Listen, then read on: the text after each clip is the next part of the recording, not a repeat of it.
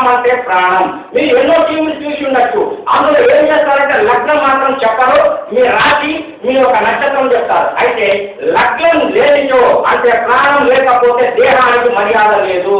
దేహం అన్నది చంద్రుడు కాబట్టి దేహ రాశి దేహ నక్షత్రం, దేహ రాశి అన్నది నీ దేహాన్ని సూచిస్తుంది, నక్షత్రం అన్నది ఈ ప్రాణాన్ని దేహాన్ని రెండు కలుపుతుంది, జీవన శైలి ఎలా ఉన్నదని సూచించేదే నక్షత్రం.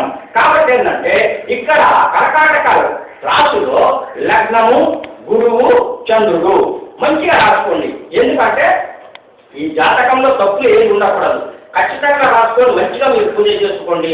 దాని ఫలితం అన్నది ఖచ్చితంగా లభిస్తుంది. అది ఎలా లభిస్తుందంటే అలా కూడా నేను చెప్తాను మీకు. లగ్నంలో లగ్నం గురువు చంద్రుడు, సింహరాశి కాళీ, కన్యారాశి కాళీ, ఇక సప్తమ రాశి అయిన తులారాశిలో శని భగవానుడు, ఇక అష్టమ రాశి అంటే సప్తమ రాశిలో శని భగవానుడు, అష్టమ రాశి అన్నది కాళీ అంటే వృశ్చికం. ఇక రాహు అన్నది ఏంటంటే ధనస్సులో ఉన్నాడు, ధనస్సులో రాహు గ్రహం. ఇక కుజుడు మకరంలో ఉన్నాడు, కుజుడు ఎక్కడ ఉన్నాడండి? మకరంలో ఉన్నాడు.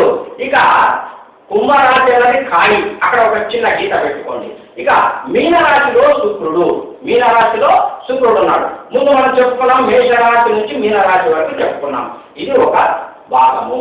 ఇక రెండవ భాగం ఏమిటండి అన్నప్పుడు ఈ రెండవ భాగం అనేది లాభం రాస్తున్నారు కదా, అక్కడ 1 నంబర్ రాసుకోండి. అంటే 1 అంటే అక్కడి నుంచే స్టార్ట్ అవుతుంది. స్వామివారి జాతకమే కాదంలో మీ ఎవరి జాతకమైనా సరే లగ్నం అన్నది అక్కడి నుంచే స్టార్టింగ్ పాయింట్, మీ జీవితం ఒక స్టార్టింగ్ పాయింట్ అన్నది అక్కడే ఉంటుంది. ఆ లగ్నాన్ని ఆధారంగా చేసుకొని 2వ భావం 3వ భావం 4వ భావం 5 6 7 8 9 10 11 12 అని చెప్పేసి 12 భావాలు అన్నది వస్తాయి. ఇక లగ్న భావం అంటే ఏమిటి అంటే మీ గురించి అర్థం. మీరు పొట్టిగా ఉంటారా, కొడుకుగా ఉంటారా, మీ యొక్క కోరికలు ఏమిటి, మీరు ఎంతవరకు జీవిస్తారు ఏమిటి అన్నది ఈ లగ్నమే సూచిస్తుంది. అయితే ఇక్కడ స్వామివారి లగ్నం చూసినప్పుడు కర్కాటక లగ్నము, కర్కాటక లగ్నంలో జన్మించిన వారు ఎవరైనా ఉండనియండి, వారి యొక్క ఎదుగుదల అన్నది వారి చేతుల్లోనే ఉంటుంది. ఎలాగండి అన్నప్పుడు ఏంటంటే ఈ కర్కాటక లగ్నానికి అధిపతి చంద్రుడు అతి వేగంగా పయనించేవాడు.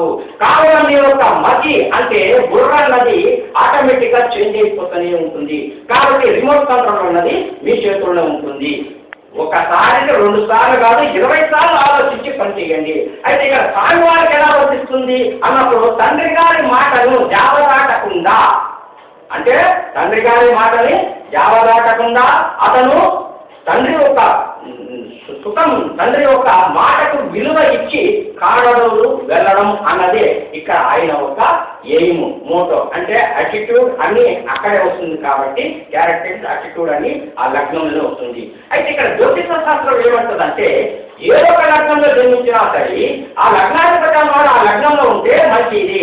ఎలాగన్నప్పుడు ఒక చిన్న ఉదాహరణము, మీకు ఈ కుకట్పల్లిలో ఒక ఇల్లు ఉందండి, మోతీనగర్లో ఒక ఇల్లు లేదా మేదీపట్నంలో ఒక ఇల్లు ఉందనుకోండి.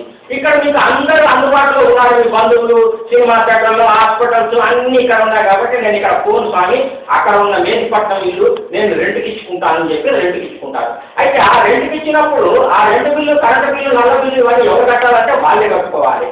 అయితే అక్కడ ఎవరు లేదనుకోండి మీరే కట్టాలి. అలాగే ఇక్కడ కూడా ఒక భావంలో ఏ గ్రహం లేని ఎడలా ఆ భావం యొక్క ఫలితము ఆ భావానికి చెయ్యను, ఆ భావానికి అక్కడే ఉంటే వాడే చేస్తాడు అని అర్థము. ఇక్కడ లగ్నంలో చంద్రుడు మరియు గురువు. ఇక 2వ స్థానము గురువు అన్న వారు అందరు చెప్తారు లగ్నంలో గురువు ఉంటే చాలా మంచిది అని చెప్తారు. అయితే కొన్ని లగ్నాలకు మాత్రం మంచిది, కొన్ని లగ్నాలకు మంచిది కాదు.